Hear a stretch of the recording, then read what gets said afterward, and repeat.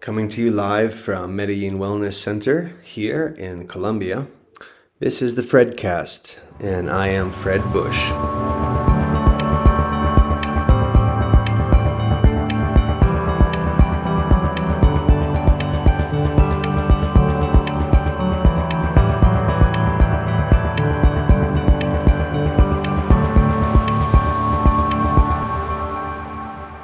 So, good morning, good afternoon, and good evening to everyone all around the world. Thank you for joining me here on this third episode of the Fredcast. I am super excited to be with you here today. Today's episode, we're going to be talking about something that's come into the news recently about high intensity exercise and whether it's really a positive thing or whether it's not so positive thing.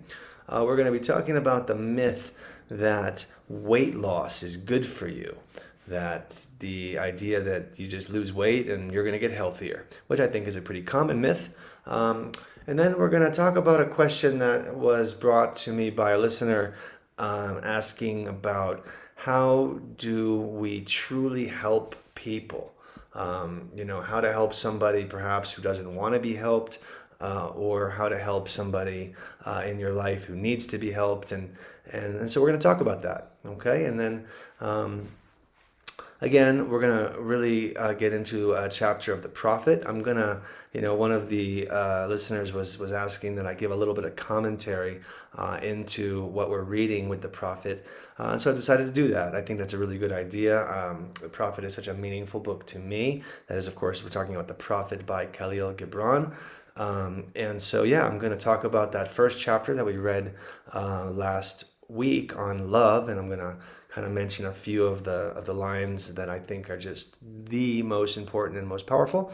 And then today we're going to be talking about marriage, the chapter on marriage, which is the one directly after the love chapter. All right, so let's get right into it.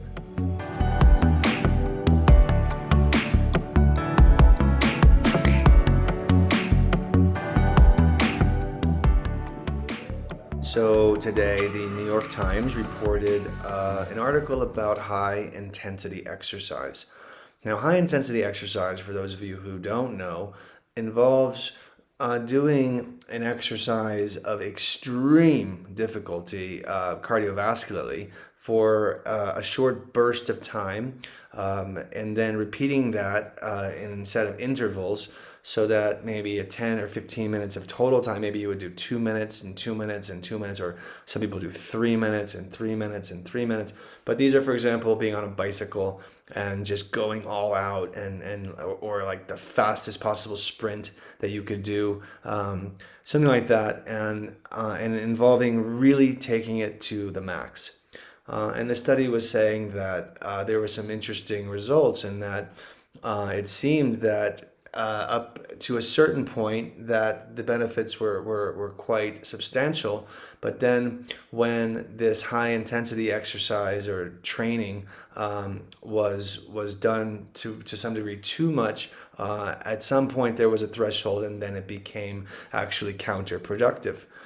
And I think that that's an important kind of, relationship that we have to understand to exercise, which is that, we don't want to overdo exercise. Now, I am one who is very much a proponent of exercise, and including daily exercise. But, it really depends on the nature of your exercise. Now, if you are doing this high intensity stuff, then that is not ideal for the body when it's coming to overdoing it. And so what is really, really important in my understanding of exercise and my experience with exercise, for those who are interested in making sure that your exercise is in your best interest, is that it has to be done every day. I mean, one of the weaknesses of that study actually was that they were only bringing their people into exercising 3 times a week. Now, 3 times a week is not enough for anybody. Now, of course, 3 times a week of high intensity exercise and maybe 4 days a week of a much more moderate regimen might have provided a lot different results. But putting anybody through an exercise or a physical fitness regimen where they're not doing some physical activity every single day is really it's a theoretical study, but it's not really one that's going to bring a lot of, in my opinion, relevance to the debate, because if we're looking for optimal health and we're looking for an optimal, physiological experience, we do have to move our bodies every day. We do have to exercise every day. But I'm very much not a proponent of extremely high intensity exercises. I'm sorry, but I have never been a proponent of marathon running. I think marathon running is another example of just doing a little bit too much. It's going above and beyond what you really need to do to get the physical fitness aspect of exercise. I think that running is wonderful. I think most people are runners. I won't say mostly, but as much for the mental and almost spiritual benefit that people get from running, which is, an ability to kind of be in the present moment and to transcend thinking and doing all these things. And so I understand that it is a really wonderful thing to do, but not really a wonderful thing to overdo. Maybe a few miles a day, at a moderate pace, might be great. Up 5-6 miles, if you're a real runner, go for it. But I don't know that running 25 or 26 miles is ever really a great thing for your long-term health.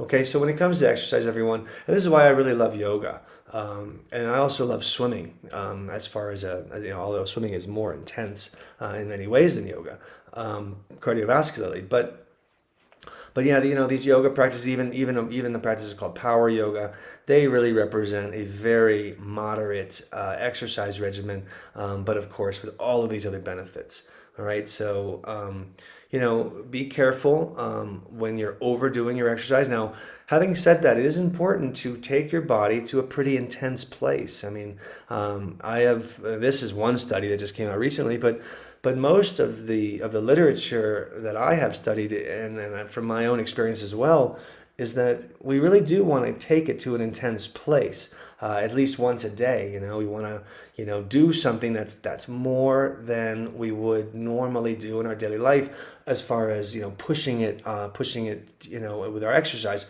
And that has very large benefits. In fact, to some degree, the more intense the exercise, even if it's shorter, is more valuable than exercise that is, longer and longer, but much less mild.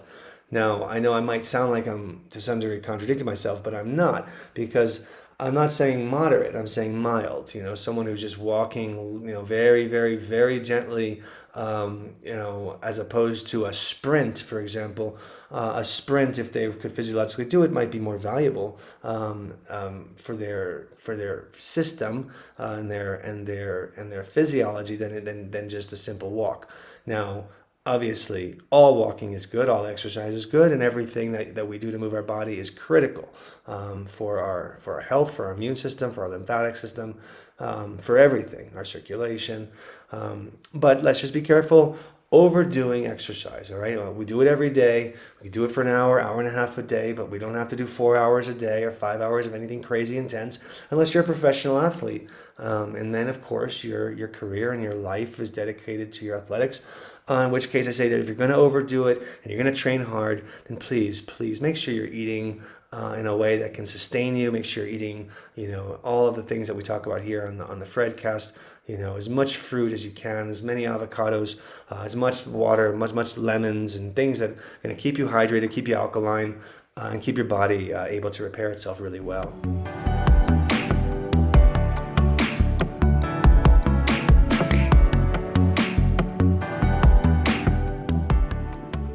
All right, so let's now move on to our health myth of the week.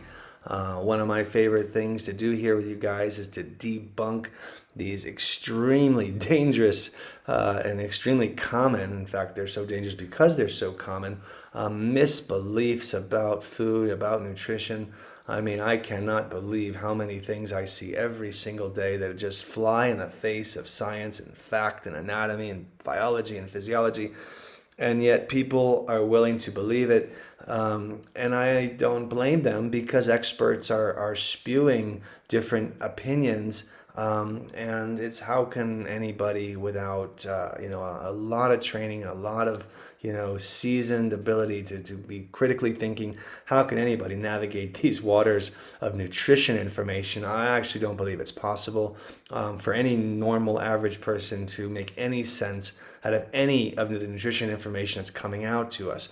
Because it's just so contradictory. And then all of these myths are coming around. I think we've tackled a couple myths so far. We were discussing already the myth in week 1 about fish, and that fish is a health food. I mean, even a couple of days ago, I read again, some advice from some government agency that continues to say that eating fish is good and eating fish is healthy, and that's I mean, come on. And then we were as well speaking last week about protein and the nature of what protein is. And again, these are all just extremely prevalent myths in our culture, and they're doing a lot of damage. So today's myth is going to be about the myth of weight loss. The myth that weight loss is good for you, without any qualification to that statement. And I think that that's really a very, very widely held belief that if you could lose weight, you're going to be healthier. That those two things equal each other. That just simply losing weight means getting healthier, as if the number that you weigh is related to the health of your internal systems. Now, obviously, all things being equal, the person who is obese will be less healthy than the person who is not obese. That's an all things being equal fact, and that's of course true. But that does not in any way relate to the idea that for someone who is obese or someone who is overweight, that for them to lose weight necessarily means that they're going to get healthier, because of course it would depend on how the person is going about their weight loss. This is something that I have talked about for many years, how there are so many of these fads and these different diets. I mean, and what their goal is for a person to lose weight, and they consider it to be successful when the person loses weight. Whether it's Weight Watchers or The Biggest Loser or all of these things, whereby the goal is not to get healthier. Actually, the goal is to lose weight, and it's understandable because there really is this belief that says that when I lose weight, I will be healthier. But that statement that when I lose weight, I will be healthier is simply not true, because it absolutely depends on how you go about losing the weight. There are ways to lose weight where you get less healthy, and there's ways to lose weight when you get more healthy. And I am very much a proponent, as you might imagine, of the second way, which is to lose weight and get healthier every single day. There's so many, look, I'll just name them, specifically. In diets like the Atkins diet, and there's many different variations or variants, to use a funny word in this day and age, of these high protein diets, whereby the idea is you go into a state that's called ketosis, whereby your body is essentially shutting itself down, and in doing this extremely unintelligent and biological and anatomical approach to eating, where you eat exactly the opposite of what human beings were designed, with this high protein type of approach, where you're not allowed to eat carbohydrates, which is our primary food as frugivores and as primates. So people follow that diet, and then their kidneys fail, and their cholesterol goes up, and they increase their risk of so many different health issues and possible risk factors, all in the name of losing weight. So how is it that that's healthy? How is it that how could even a regular person who doesn't study the subject believe that it would be healthy to lose weight when you're doing it in a way that hurts your heart, hurts your kidneys, hurts your organs, by putting an intense amount of protein, which we learned last week is an acidic side of chemistry, which we learned is really just a waste of energy. But it's much worse than that because these acidic presences are very dangerous, and they degenerate the cell and they damage the cell and they cause cancer. And the cancer is a word that my teacher uses for damaged cell. And what damages cell? Acids. Everybody would know that just from simple observation. A baby's diaper. What happens when you leave a baby's diaper on? It irritates the skin. Well, what happens when you put something similar on the inside of your body? Well, it irritates it just the same way. It's just that you can't see it, but your body knows it's happening, and then it creates all these different responses and mucus responses and autoimmune responses. Things people have, the way that the medical community is in such a mystery about, the different types of autoimmune, or what they call autoimmune. And guess what? Autoimmune really is a title or is a name given to conditions that they don't know what they are. When there's a mystery, and there is something that they cannot explain. The medical paradigm, the allopathic world, they give it a name. They call it autoimmune.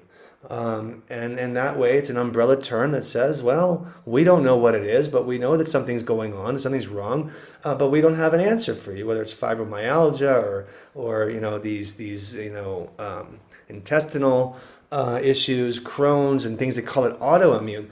So are they truly mystified as to what's causing these things? Because I don't understand how the causes are so apparent. It couldn't be more apparent. We are eating in a way that is so far from our biology that we might as well be eating like aliens from another planet. With the way that we feed ourselves, we are living a very sedentary life. We're doing everything in a way that is not designed by the Creator, by God, or by the nature, or by whatever word you want to use. We are not applying the principles of life. And so how could it really be a mystery that our bodies are beginning to show signs and symptoms of an imbalance? When it comes to fibromyalgia, I just recently had a student. She was in my teacher training. And the first day of class, of course, I'm asking everybody, how they're doing, and it was brought up, she has suffering from what is called fibromyalgia, and has been that for years, and has been on medications, and they haven't worked. And well, we just did our closing circle last weekend, and she, it kind of makes me very emotional, but she was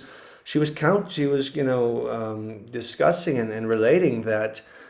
She really feels very different, and much better. She says that she stopped taking her pills. So why is it? Because in my teacher training, I essentially force people to live these 5 fundamental factors of the Medellin protocol, the wellness protocol, the book that I wrote.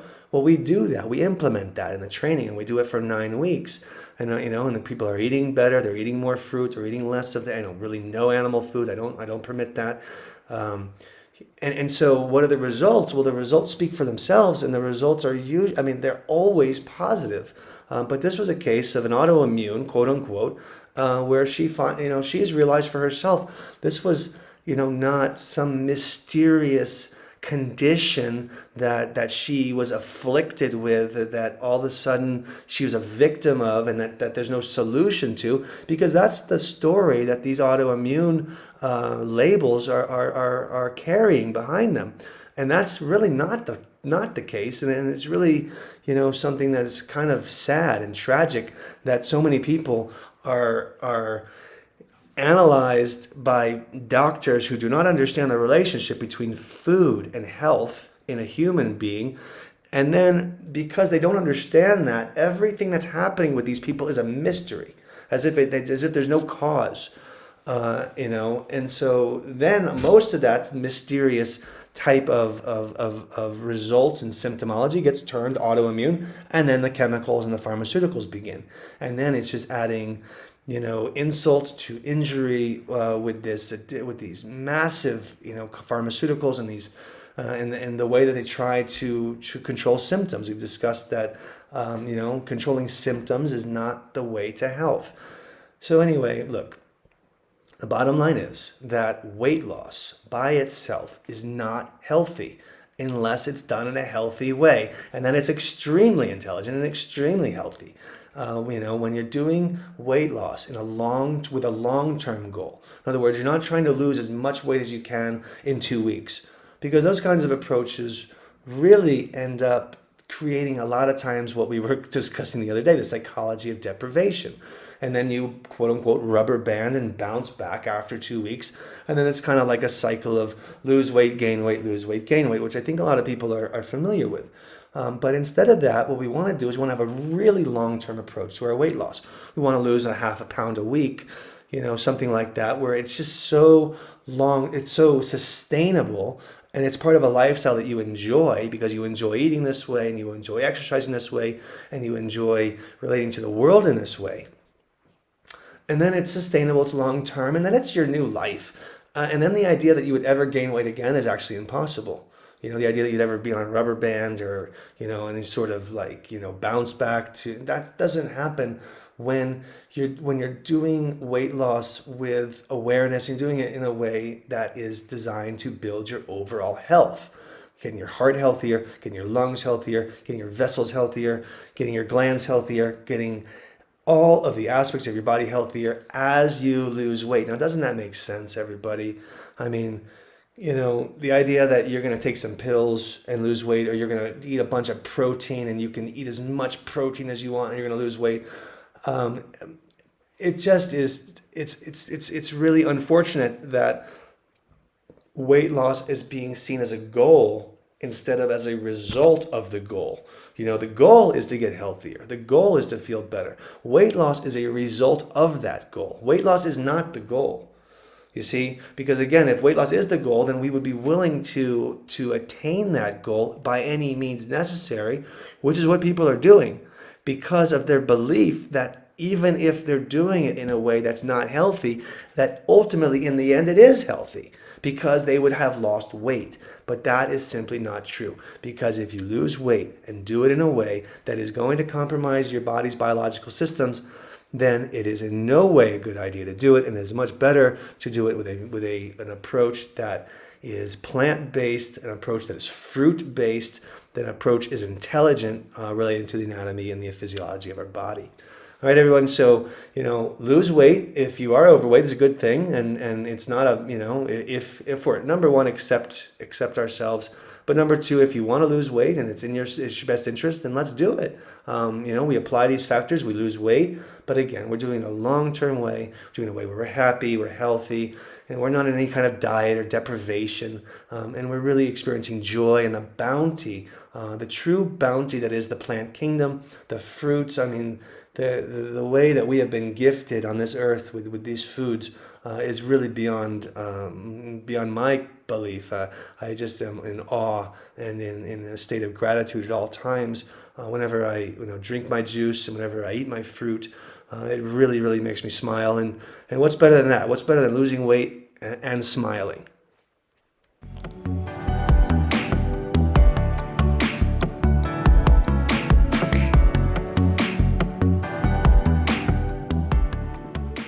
All right, so now I wanted to kind of address a question that has come to me by a listener, and it definitely fits into our section of living with enlightenment, and how to apply these laws that are all around us if we're in the spiritual world, and they're we're reading about them and we're learning, and how do we apply them into our daily life. And so this question that we're going to discuss today is about how do we help people. We have all of this power, and from all this information, I always say that knowledge is power, and so we have all this power, and we have all this this capacity to help people with what we've learned, and if we've been on this path for a long time, and we're eager to help people, and these are people that we love. But then these are people that don't seem to want to change, or they don't seem to want to help themselves in that way that we believe that they need to. And so what do we do? This could be anything from somebody who is is exercising not enough and you want them to exercise more, or all the way up to somebody who is engaging in destructive activity, and you don't want them to do that destructive activity anymore. Whether that's an addiction or a drug or something like that, regardless of what it is. Okay, so you're in a situation where you want to help somebody, and this is somebody that you love, and so how do you do it? And so that's what we're going to talk about now. And so I think this is a very common situation. I think we all find ourselves in situations like this where we've learned something, and it has helped us in our life, and we've applied it, and it's really worked for us. And then we see everybody around us, or specifically any one or number of people around us, and then they're not doing what we're doing, and they're not feeling as good as we feel, or they're not experiencing the benefits of what we're experiencing, and so we quote unquote want to help them, and we want them to change. We want them to do something different. Okay. So let's just talk about this, because gosh, who doesn't find themselves in that situation? Obviously, everybody. I have myself many times, and then I've come across many students who are asking me this question. And so let's start this with I think a very important teaching in yoga. It's a Yoga Sutra. It's Yoga Sutra 1.33. And it's discussing, basically how to relate to life, how to relate in relationships. And it's saying, of course, well, not of course, but it is saying that, when you find someone who's happy, make sure that you are happy for them instead of jealous or envious. And if you find someone who's suffering, it explains, have compassion for them instead of, reacting. And I think this is a sutra that I'm going to want to discuss more on a future episode. But for now, it later on then says that when it comes to people that are doing things that you perceive that are bad or evil or in any way destructive, that the real spiritual solution is to feel indifferent, okay, to feel neutral, to feel indifferent. And I bring that up because that is the baseline for how I think that we all have to approach anybody in our lives who, in our little opinion, needs to be helped or needs to change something. Now, obviously, I think that you may or may not know already that people don't change. Okay, and I say that with a grain of salt, but please appreciate that there's truth to that. And if you're trying to change somebody so that you can be happy, then that's going to be a pretty uphill battle, because people are not going to change for you. And this is kind of like where I'm going with this, is that people will only change for their own reasons and because they want to, which means they have the desire to do that. Regardless of what your desire is, regardless of how much you care about them, two things. One, they have to really want to change. And number two, you have to have a frequency of indifference, a frequency of neutrality as you approach this person and relate to this person. I think that the clearest way to understand this is that nobody at all, ever, and I think you would agree, likes to be judged, or is willing to be judged and continue the conversation. In other words, if you are discussing with somebody some habit or some activity or some pattern that they're in, but you're doing it in a way where there's judgment, like, oh, how come you keep drinking? Or why are you doing that? Or any kind of a sense of or where you're standing on a high horse and you're looking down on that person and you're judging that person with any sort of sense of superiority based upon the idea that you are better, that you know more, or that you are in a position to judge that person, because the truth is you're not. The truth is nobody is in a position to judge anybody else, because what we need to do is leave all judgment to God.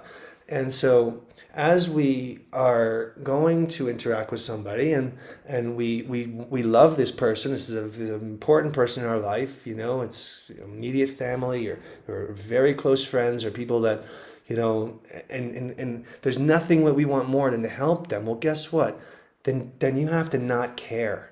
Now you say, "Oh my gosh, what do you mean I have to not care?" Well, that's what indifferent means. Indifferent means you don't care. It means that you're not going to get emotionally invested in this situation of the interaction, because you understand that if you're emotionally invested, then you really can't do an effective job of communicating. You really can't do your job when you are emotionally invested in anything. And that's exactly why you don't want your surgeon to be your husband. You don't want your surgeon to be your brother. You want your surgeon to be someone who doesn't know you.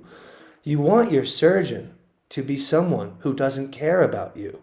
Because when they don't care about you, then they can do their job. Then they can concentrate. Then they're not, going to be, distracted by their feelings and all their fear. And so, guess what? It's the same thing for us. When we want to help somebody and we want to interact with somebody, we have to be indifferent. We have to be neutral. And that way we can get the job done of actually communicating.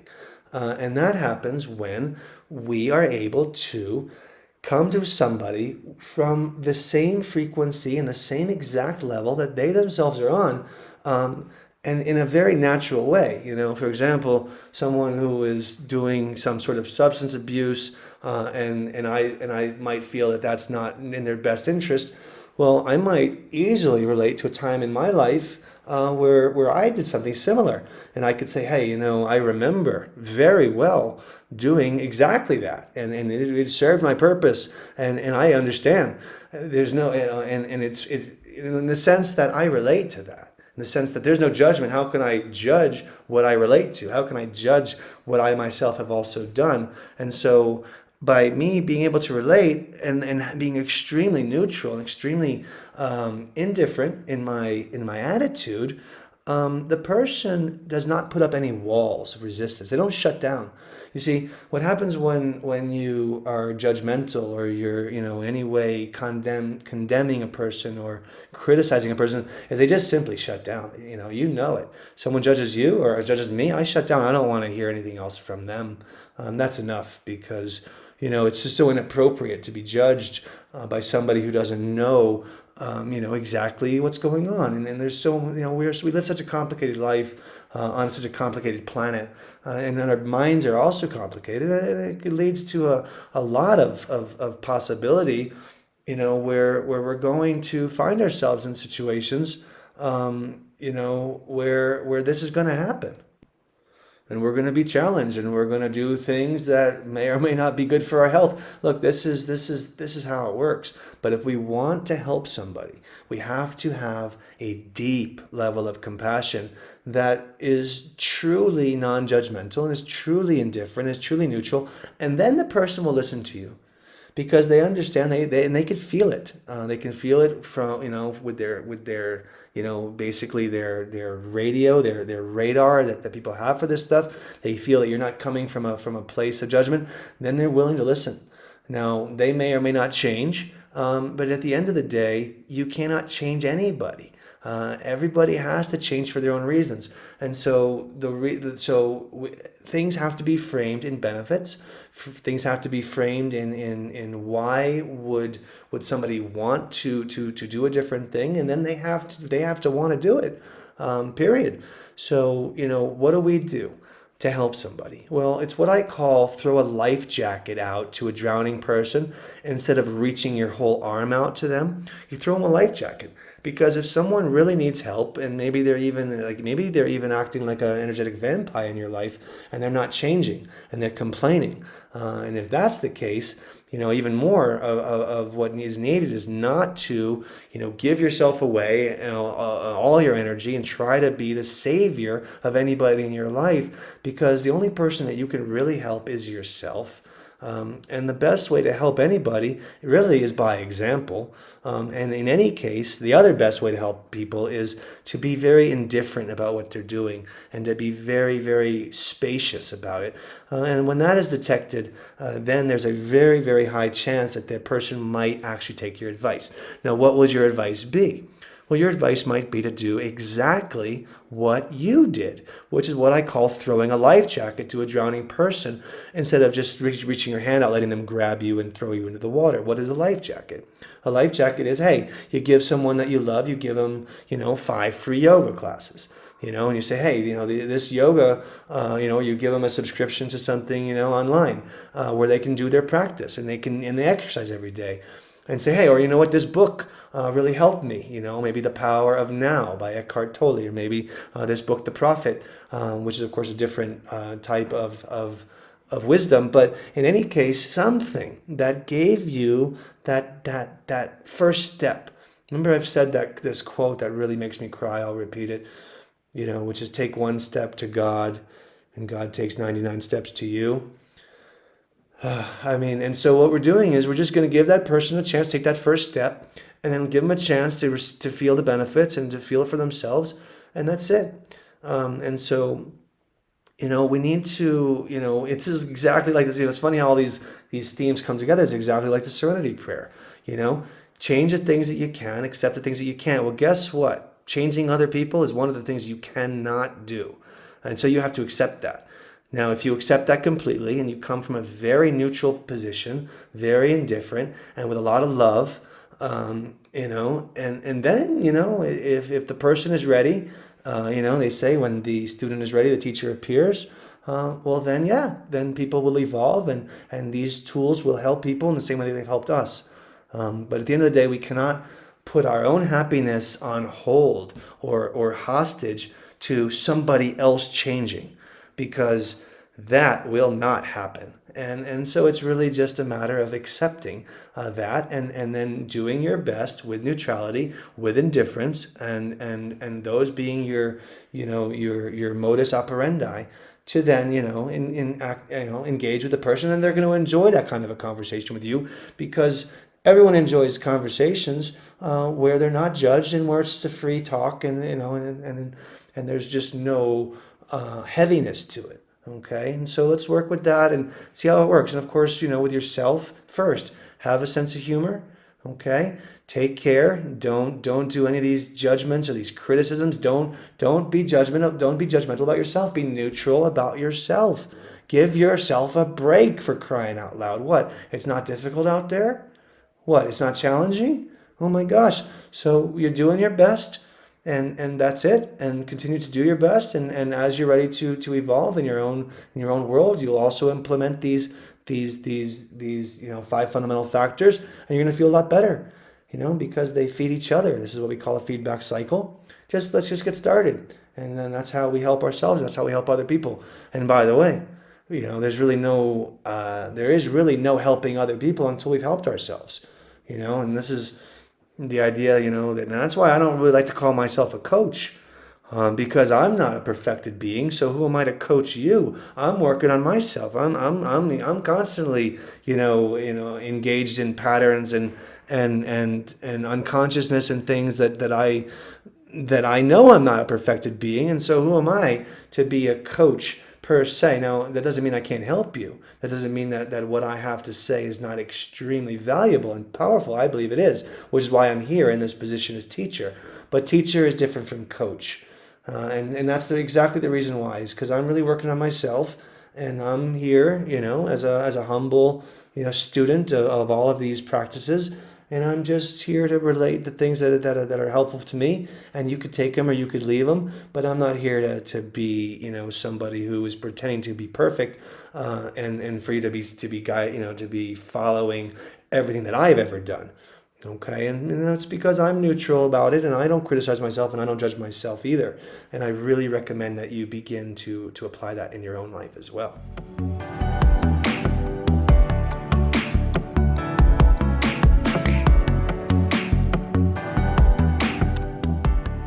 All right, so wow, this is always my favorite time of the episode of the show here, where we're going to talk about the prophet, and I'm going to get to read another chapter. Of course, this is The Prophet by Khalil Gibran. Last week I read about love, and last week I just read right through it. And one of my listeners was saying, well, that's nice that you read right through it, but wouldn't it be even nicer if you actually had a few words to say about this, so that it wasn't just so lofty, but then not brought down to earth? All right, so yeah, let's talk about the chapter on love here. I can't believe how well this is expressed and explained. So what is he saying? When love beckons to you, follow him, though his ways are hard and steep. You know, you follow this opportunity or this invitation, knowing it's going to be difficult. Okay, and that's the thing. When his wings unfold, you yield to him, though the sword hidden among his pinions may wound you. We know we're going to get hurt, or at least we are understanding that might be part of love. And guess what? That's okay. When he speaks to you, when love speaks to you, believe in him, though his voice may shatter your dreams, as the north wind waylays the garden. To the same degree that we are given this grace of the ability to experience love in our life, all things are impermanent. And so knowing that, it is very easy to go from what might be joy to might be pain. But guess what? Khalil Gibran is saying that's okay. It's okay that you have pain. It's okay that you hurt. It's okay that happens, because that's how that is part of this grace. It's part of this opportunity. And this is why he's saying, if in your fear you would only seek love's peace and love's pleasure, but not the other side of it, not the possible pain, so you only seek love's peace and love's pleasure, he says, then it is better for you that you cover your nakedness and pass out of love's threshing floor. This is one of the unbelievable lines, into the seasonless world where you laugh, but not all of your laughter, and weep, but not all of your tears. The seasonless world, if you only want the good out of love, but you're not willing to accept the pain. So then that's not how it works. Okay? So I really just appreciate that chapter so much, and there's more to it, but of course I read it last week. And so I just wanted to mention those few words about how, love, it is really grace. And if you're given that grace, then you run right into it, even though you might get hurt, because this is, I guess, the quote that is common in English. It says, it's better to have lived and loved than never to have loved at all. And that's why. Okay, that's why. All right, well, let's get into today's chapter on marriage. Okay, many of you are probably married. I personally am divorced. I was married for a few years. I guess whatever I'm about to read, I certainly did not implement well enough in my relationship. So hopefully you can do a better job. Maybe in my next relationship, if I can get married again, then maybe I will do a better job with this in implementing what we're going to read here in this chapter on marriage by Khalil Gibran. Then Almitra spoke again and said, "And what of marriage, master?" And he answered, saying, "You were born together, and together shall be forevermore. You shall be together when the white wings of death scatter your days. You shall be together even in the silent memory of God.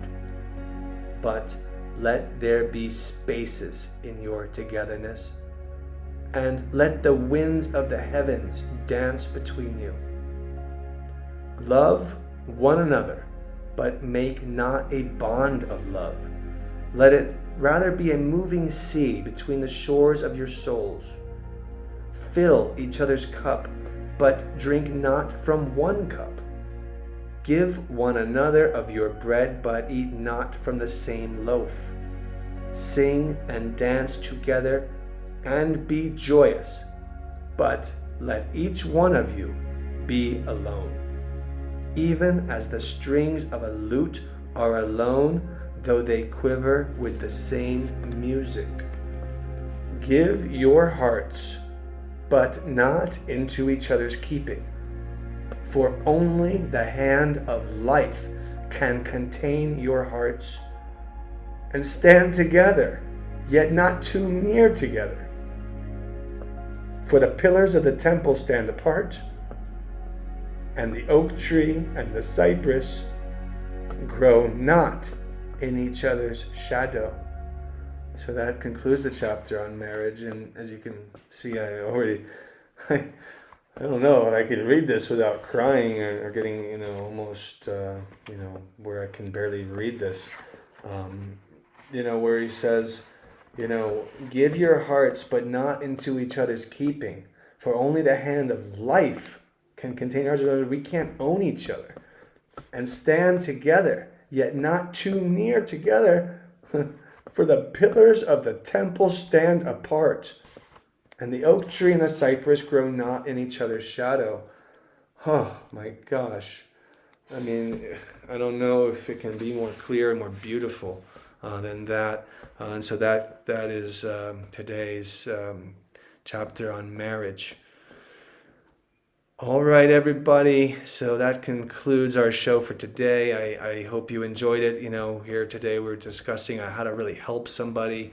We were discussing the myth of losing weight for its own sake without doing it in a healthy way. And we were discussing, all about this idea of high intensity exercise and making sure that when you exercise, you're doing it daily and you're doing it in a moderate way, but definitely not overdoing it. Okay. And so, all right, well, everybody, look, the 5 fundamental factors of my book, The Medellin Wellness Protocol, are very clear and very easy. Everyone can follow them.